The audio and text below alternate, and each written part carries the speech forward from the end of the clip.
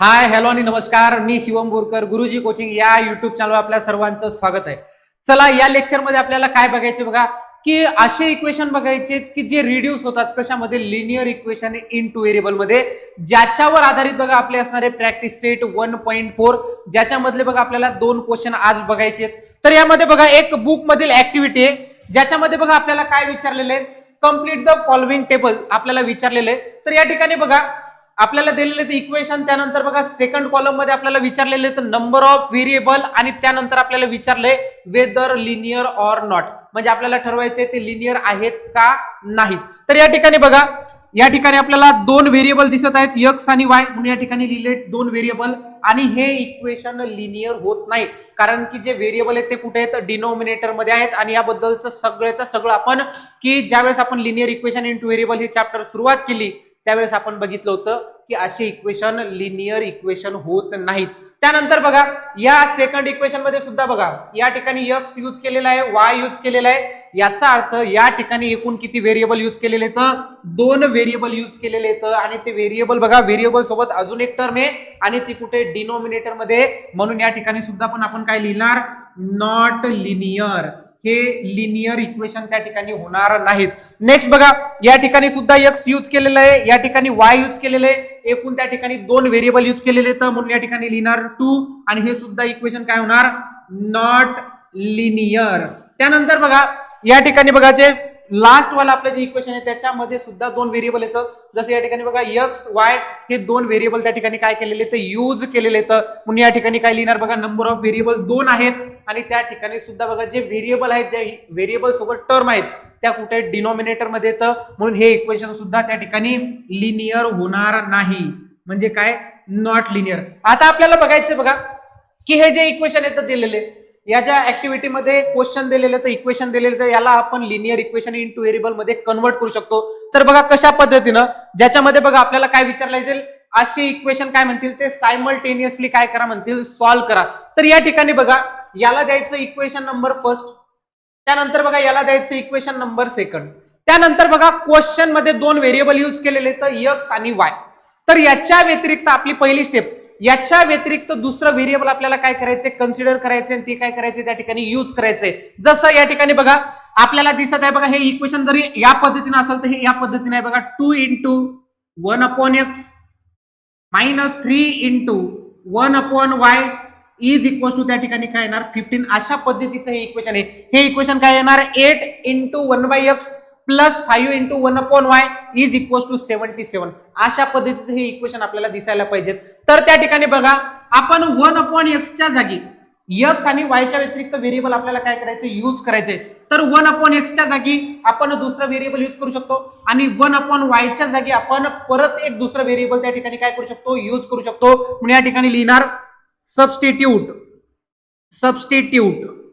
1/x च्या जागी आपण त्या ठिकाणी m लिहिलं, अँड 1/y च्या जागी त्या ठिकाणी काय पुट केलं, n केलं. तर नवीन इक्वेशन काय बनणार बघा, हे बनणार बघा 2 into m minus 3 into n is equal to 15. याला दिलं बघा इक्वेशन नंबर 3. त्यानंतर बघा जे सेकंड इक्वेशन कन्वर्ट होईल ते कशा पद्धतीने होणार बघा, 8m plus 5n is equal to 77. आता बघा हे इक्वेशन आलेत बघा, लिनियर इक्वेशन इनटू व्हेरिएबल. आता हे आपल्याला काय करता येतात, सॉल्व्ह करता येतात. फर्स्ट एक्सरसाइज मध्ये आपण बघितलं होतं इलिमिनेशन मेथडनी सॉल्व्ह करू शकतो, त्यानंतर ग्राफिकल मेथडनी सुद्धा सॉल्व्ह करू शकतो, त्यानंतर डिटर्मिनंट मेथडनी त्या ठिकाणी आपण काय करू शकतो, त्याला सॉल्व्ह करू शकतो, किंवा सबस्टिट्यूशन मेथडनी सुद्धा त्या ठिकाणी काय करू शकतो, सॉल्व्ह करू शकतो.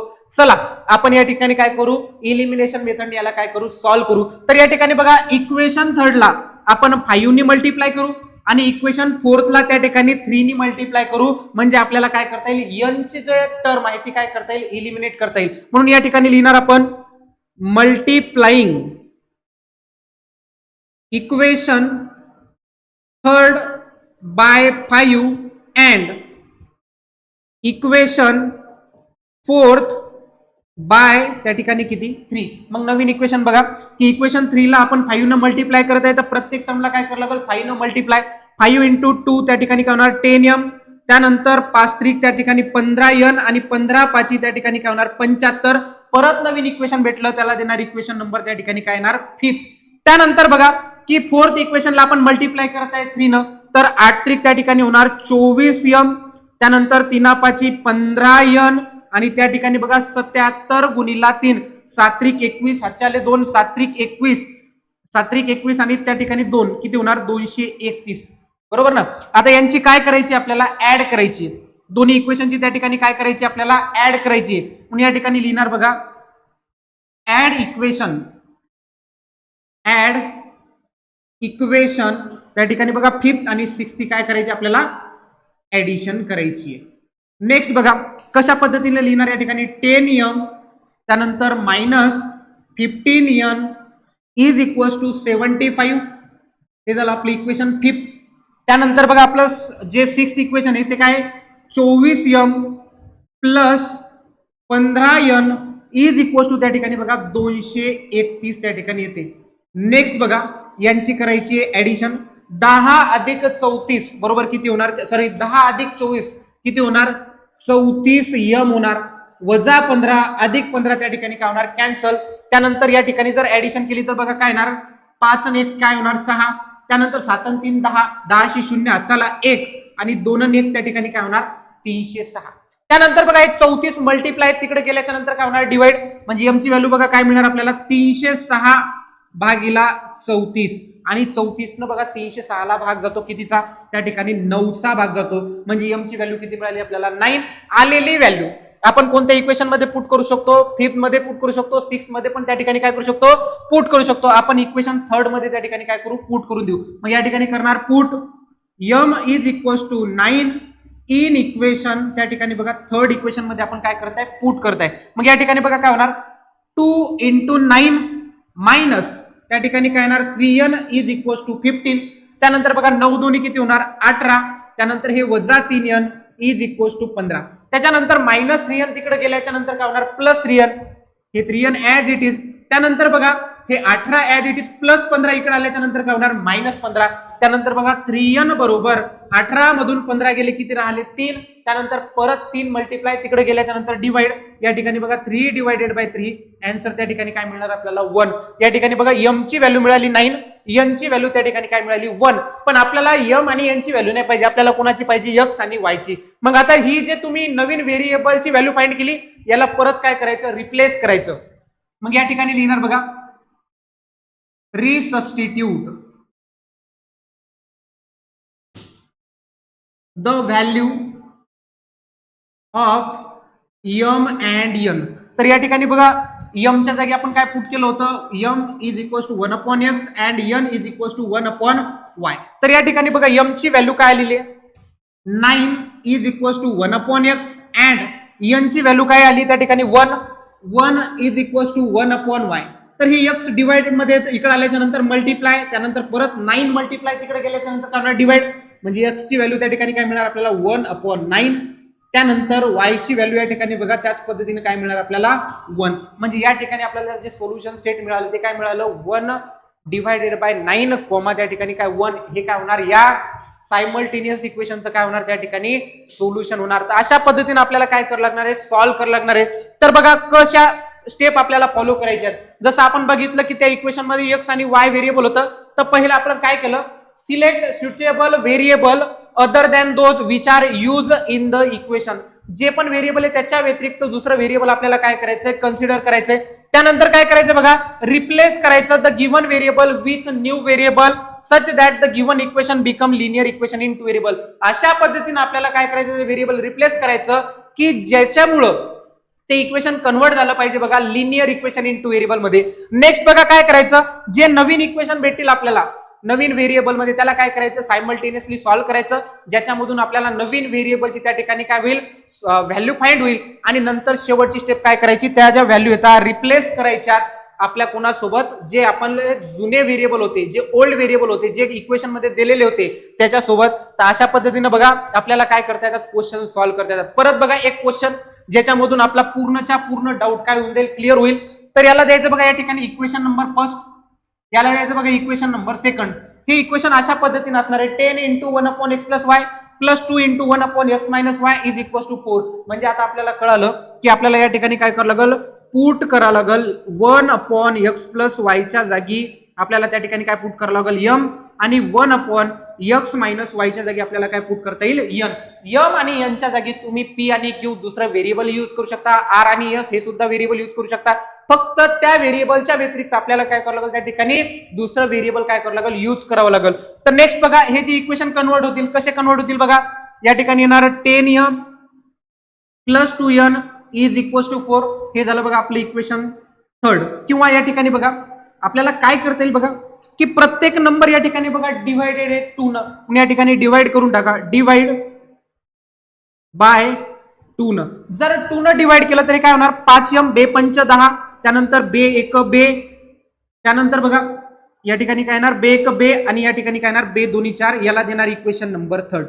त्यानंतर बघा जे सेकंड इक्वेशन कन्वर्ट होणार बघा काय होणार 15m वजा 5n इज इक्वल टू त्या ठिकाणी काय होणार -2. आता या ठिकाणी बघा आपल्याला n काय करता येते इलिमिनेट करता येते, त्यासाठी इक्वेशन 3 ला मल्टिप्लाय करावं लागेल 5 न आणि 3 आणि जे नवीन इक्वेशन मिळणार ते आणि फोर्थ काय करावं लागेल आपल्याला त्या ठिकाणी ऍड करावं लागेल, ज्याच्यामुळं त्या ठिकाणी n हे जे व्हेरिएबल हे काय होणार इलिमिनेट होणार. या ठिकाणी लिहिणार बघा मल्टिप्लाय इक्वेशन 3 बाय त्या ठिकाणी कशाने मल्टिप्लाय करते आपण 5 न, तर बघा काय बनणार 5 5 25m अधिक 5n आणि या ठिकाणी 5 2 10 नवीन इक्वेशन म्हणलं बघा त्याला दिलं इक्वेशन नंबर 5. आता काय करायचं 4 आणि 5 ची काय करायची त्या ठिकाणी addition, add equation 4 and equation 5. तर या ठिकाणी बघा जर ऍडिशन आपण त्या ठिकाणी केली तर बघा काय येणार 15m वजा 5n बरोबर वजा 2 हे झालं बघा इक्वेशन आपलं फोर्थ. त्यानंतर बघा जे फिफ्थ इक्वेशन आहे ते काय 25m अधिक 5n इज इक्वल टू त्या ठिकाणी काय आलं बघा 10. आता या ठिकाणी या दोन्हीची काय करत आहे आपण ऍडिशन, 15 अधिक 25 त्या ठिकाणी काय होणार 40m वजा 5 अधिक 5 त्या ठिकाणी काय होणार कॅन्सल, वजा 2 अधिक 10 त्या ठिकाणी काय मिळणार आपल्याला 8.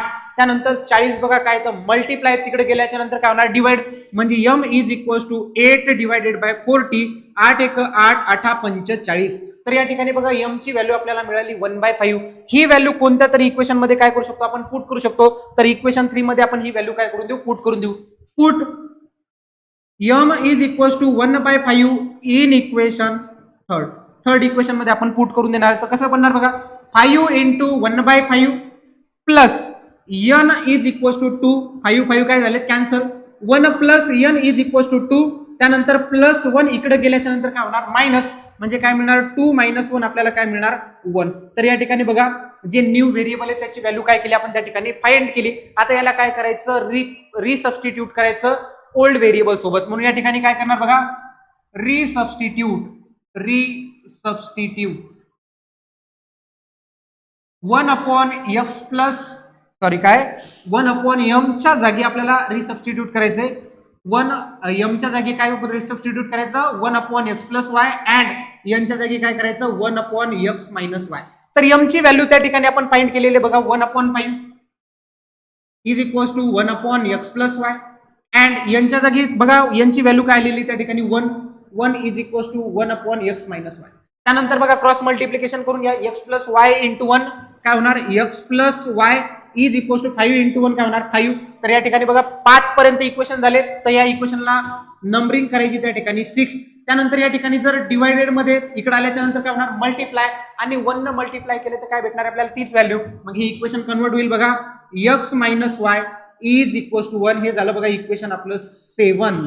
आता काय करायचे बघा यानंतर तुम्ही काय करायचं ऍड म्हणून लिहायचं ऍड इक्वेशन 6 अँड त्या ठिकाणी 7 आणि या ठिकाणी जर आपण ऍडिशन केली तर काय येणार बघा x प्लस x काय होणार 2x plus y minus y काय होणार कॅन्सल, 5 आणि 1 किती होणार बघा त्या ठिकाणी 6, 2 मल्टिप्लाय तिकडे गेल्याच्या नंतर काय होणार डिवाइड आणि डिवाइड केल्याच्या नंतर बघा x ची व्हॅल्यू त्या ठिकाणी काय मिळाली आपल्याला 3 आलेली व्हॅल्यू इक्वेशन 6 आणि 7 मध्ये आपण काय करू शकतो पुट करू शकतो. तर या ठिकाणी आपण पुट करणार put x is equal to 3 in equation 6 equation मध्ये आपण काय करत आहे पुट करत आहे. तर बघा काय बनणार 3 plus y is equal to 5 plus 3 तिकडे गेल्याच्या नंतर काय होणार मायनस, म्हणजे काय येणार बघा 5 मायनस 3.